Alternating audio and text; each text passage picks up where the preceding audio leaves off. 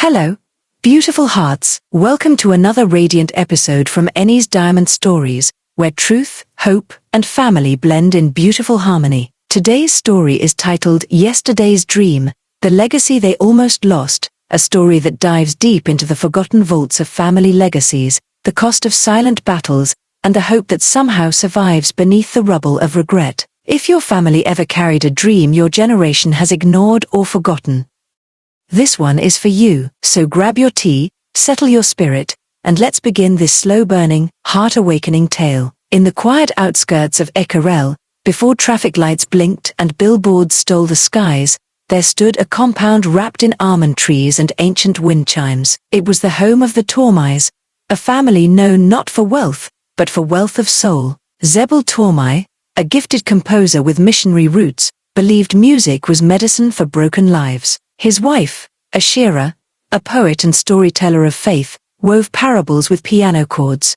Together, they built Echo and Sons Conservatory, a music sanctuary where children learned piano and proverbs, where addicts hummed hymns instead of habits, where Sundays felt like symphonies. Their twins, Kiora and Sifan, grew in rhythm with that life. Morning hymns, afternoon soup and psalms, evenings of string instruments and storytelling under lantern glow. It wasn't grand, but it was glorious. But brilliance rarely survives betrayal. What began as a blossoming music company fell apart when an old silent partner re-emerged with a lawsuit, accusing Echo and Sons of contract violations, licensing breaches, and unpaid royalties. The case went public. Legal fees bled them. Zebel defended what he built with dignity, but documents, audits, and missing files worked against him. Their accountant disappeared. Students pulled out. Sponsors dropped their name. One day, Ashira came home to a foreclosure notice nailed to their studio door. Zebel collapsed 3 weeks later, his heart tired from fighting ghosts in a courtroom. He later died from cardiac arrest. It was a sad moment for the family. He was given a befitting burial. Ashira unraveled in private silence. Kiora, just 17, turned away from music and chose law. She chased justice instead of justice chords, fueled by anger and unfinished dreams. Sifan left for Valley Mora the next year. He became a sound engineer on tour, but dropped the Tormai name from his branding. The conservatory?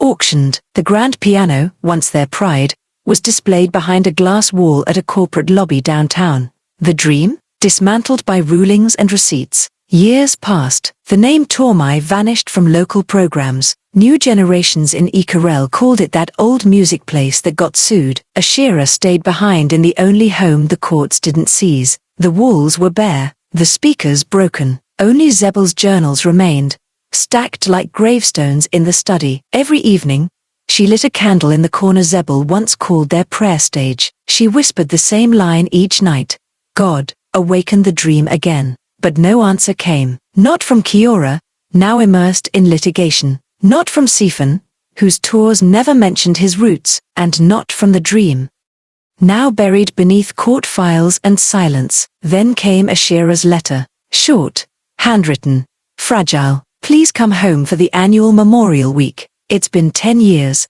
The house needs you. Kiora reluctantly postponed trial prep. Sifan paused a studio session and caught the midnight train. Neither expected change, both assumed formality. Ashira's home looked smaller. The herb garden was now wild grass. Frames lined the corridor, photos of youth choir concerts, Sunday recitals, Ashira reading to orphans, and Zebel at his piano. That first night was quiet. Kiora stared at her phone. Sifan avoided conversation. Ashira served warm millet porridge and said gently, "This house is holding too many memories that no one's living out anymore." Later, Sifan wandered into the empty conservatory building. The company no longer belonged to them, but the place still stood, now stripped and weathered. He walked through the halls like a ghost of himself. In one corner sat Zebel's old cello. A single pluck, flat and sorrowful, echoed louder than expected. Behind a dusty cupboard, he found a leather box labeled Tormai Air Archive. Inside, a cassette of the twins' first hymn medley. Business expansion blueprints for a digital healing lab. A sealed letter, to Kiora and Sifan, when you remember who you are. Sifan handed it to Kiora. That night, she opened it. If you're reading this, Then maybe the music hasn't died. You were never meant to inherit a building. You were chosen to continue a calling. Your names mean light and harmony. What more could a broken world need? She didn't cry. But she sat by the window and heard music in her mind for the first time in years. The next morning in the conservatory, they collided, unplanned. Kiora came with legal drafts to reclaim their intellectual rights. Stephen brought blueprints for a music outreach program. Friction sparked. Kiora said dreams needed structure. Stephen said dreams needed soul. They argued. Words flew like thrown stones. Ashira watched from her bench, whispering, "God, awaken the dream again." That evening, a knock interrupted Ashira's candle ritual. Pastor Corvan Ellen, Zebul's old friend, stood at the door, aged and weeping. He brought with him a will, a USB, and a prayer. Inside the USB was Zebul's voice. "If this message finds you, then the dream lives. Don't restore what was, restore what could be."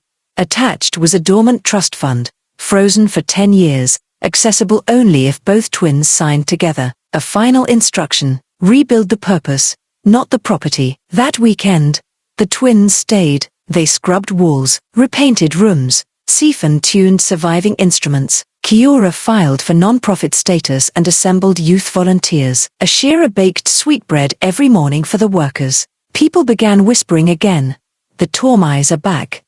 4 months later, the Tormai House of Legacy hosted its first concert. Resurrected echoes. Local orphans played flutes. Stephen debuted a new anthem. Kiora shared a spoken word piece on justice, family, and failure. Ashira closed the evening with a poem Zebul wrote in 1994. "A family that forgets what God planted will watch generations starve." Tormai Conservatory was reborn, not as a business, but a faith arts institute.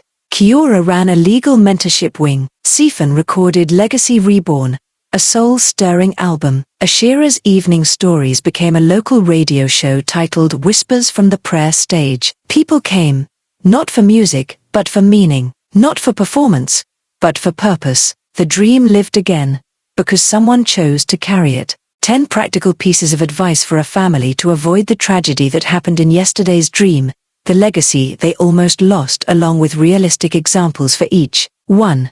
Document everything. Contracts, partnerships, and rights. Never enter or continue a business, especially as a family, without clear, legal documentation for ownership, partnerships, licensing, and intellectual property. Zebul's music conservatory collapsed partly because of poorly managed rights and a silent partner's legal claim. A family should have drafted clear contracts with legal review, outlining terms, shares, royalties, and exit clauses. 2.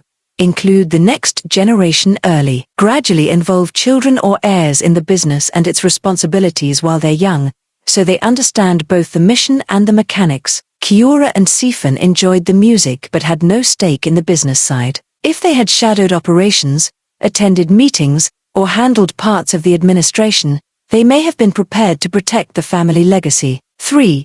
Have a succession plan. Establish a clear succession or continuity plan in case of illness, death, or sudden withdrawal of key members. Zebul's sudden passing left the family scrambling. A written succession plan assigning temporary leadership or transitioning ownership could have saved the conservatory. 4.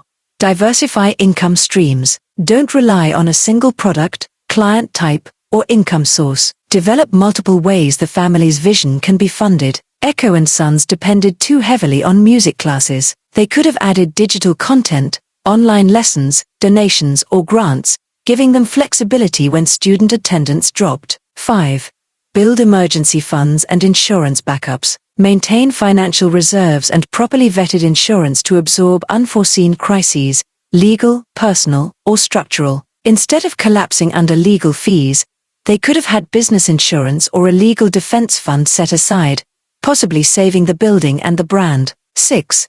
Don't isolate personal and business health. Regularly check in on emotional, spiritual, and physical health. Stress in business often carries over into family relationships, and vice versa. Zebul's heart failed under the weight of stress and unprocessed grief. Weekly family check-ins and sabbaticals for mental renewal might have helped him cope. 7. Seek counsel early, legal, financial, and spiritual. Don't wait for a crisis to seek advice. Build a team of trusted advisors who can step in quickly. The Tormais could have hired a business coach or attorney as soon as the partner dispute began, rather than trying to manage it alone. 8. Protect and preserve intellectual property. Register all original work, music, logos, teaching materials, etc., and legally defend it. Treat intellectual assets like gold. If the family had copyrighted Zebel's musical methods and compositions, they could have had leverage in court or even monetized their content post-crisis. 9. Separate emotions from business decisions. While heart and passion are vital, families should set boundaries between emotional reactions and financial choices. Ashira focused on prayer and memory but didn't intervene practically. A balanced board of directors, including non-family, might have guided wiser decisions. 10.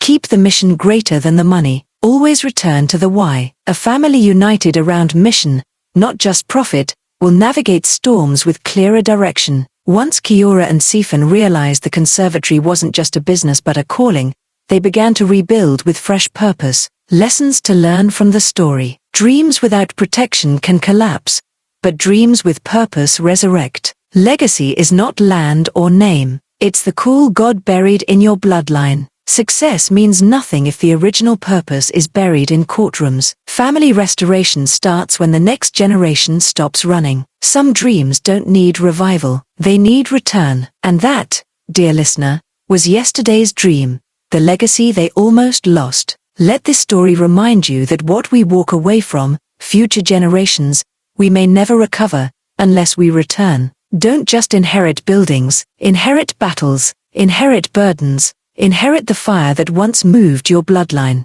This is Enny's Diamond Stories, where legacies breathe again and love always finds its way home. Like, share this with someone whose family once carried a dream. Subscribe for more stories that awaken faith, family, and destiny. Until next time. Go back, pick it up, rebuild the dream.